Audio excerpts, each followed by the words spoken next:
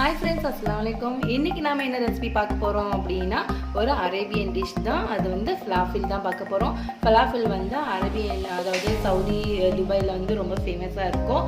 அதுக்கு வந்து பார்ஸ்லி போட்டு செய்வாங்க. பட் என்கிட்ட பார்ஸ்லி இல்லாதனால நான் வந்து வீட்ல இருந்த கொத்தமல்லி கீரை அந்த மாதிரி நம்மளோட ஊர்ல எதெல்லாம் வச்சு ஈஸியா செய்ய முடியுமோ அந்த மாதிரி செஞ்சிருக்கேன்.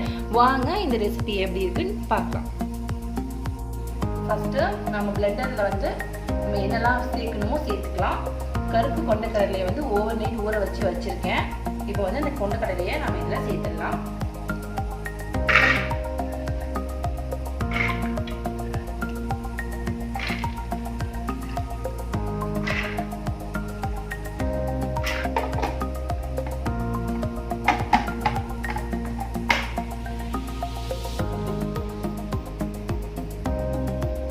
அடுத்ததா நான் வந்து இதை கிரைண்ட் பண்ணிக்கலாம்.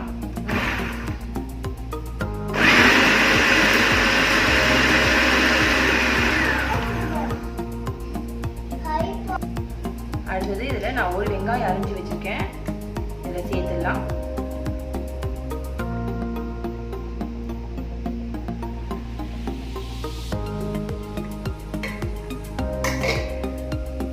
இப்போ ஆனியன் சேர்த்தாச்சு. ஒரு ரவுண்ட் அடிச்சுக்கலாம்.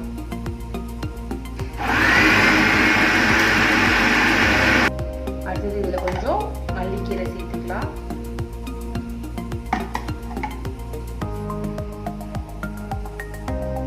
அடுத்தது இதில் ஒரு 2 பச்சை மிளகாய். அடுத்தது ஒரு 4-5 பல்லு பூண்டு.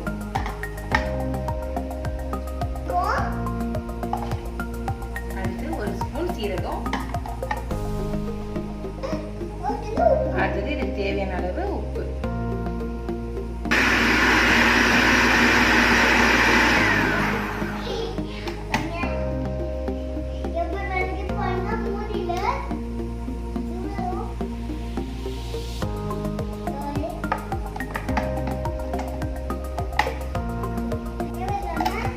கொஞ்சமா தெளிச்சாப்புல தண்ணி விட்டுக்குங்க.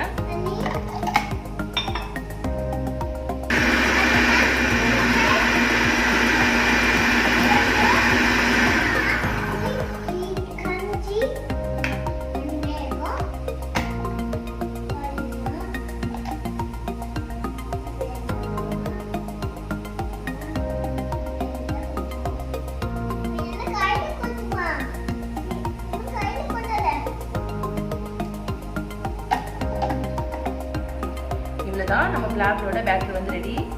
பாத்தீங்கன்னா இந்த மாதிரி கொரப்பா இருக்கணும். இப்போ நாம வந்து இதை எப்படி செய்யலாம்னு சொல்றேன். இந்த மாதிரி ஒரு பவுல்ல வந்து ஷிஃப்ட் பண்ணிக்கோங்க. மாத்தி வச்சுக்கலாம். இதுல வந்து முக்கியமா நம்ம வந்து வெளிநாட்டுல வந்து அரபிக் ஃபுட்ல வந்து போடுறது வந்து பார்ஸ்லி லீவ்ஸ் போடுவோம். பார்ஸ்லி லீவ்ஸ் வந்து இந்தியால இல்ல, கிடைக்கல. நான் இதுல வந்து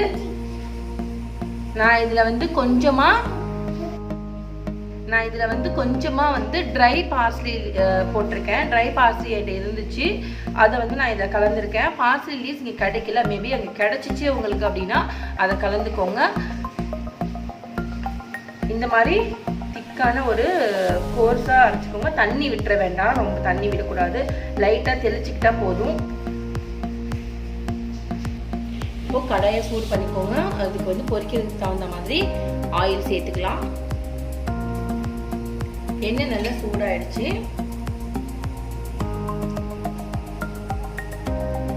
நான் இங்க வந்து falafel மேக்கர் வச்சிருக்கேன். இது ஆல்மோஸ்ட் இருக்கும்னு நினைக்கிறேன் எல்லார்கிட்டையும். இது எப்படின்னா இந்த மாதிரி இப்படி உள்ள பிரஸ் பண்ணிக்கணும். இந்த மாதிரி இருக்கும். அதில் வந்து நாம இப்படி இந்த மாவை வச்சுட்டு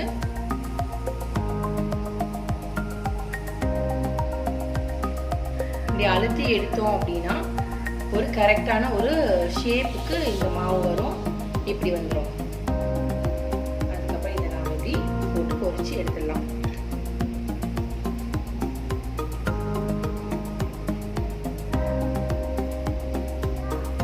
இப்படி ப்ரெஸ் பண்ணிட்டு இப்படி விட்டோம் அப்படின்னா இந்த மாதிரி வந்துடும்.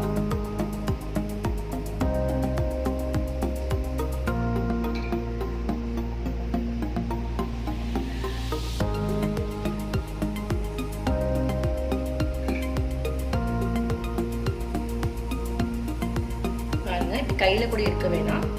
இந்த மாதிரி இதில் இப்படி விட்டாவே போதும். அதுவே வந்து அதில் எண்ணெயில் விழுதுடும்.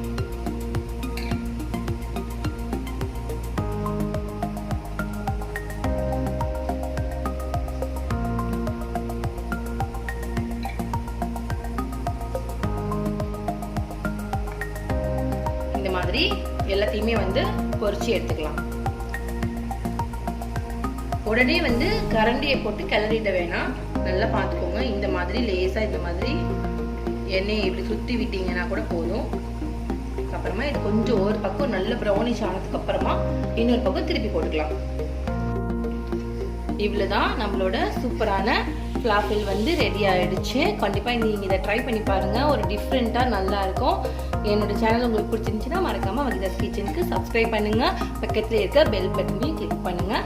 தேங்க்ஸ் ஃபார் வாட்சிங்.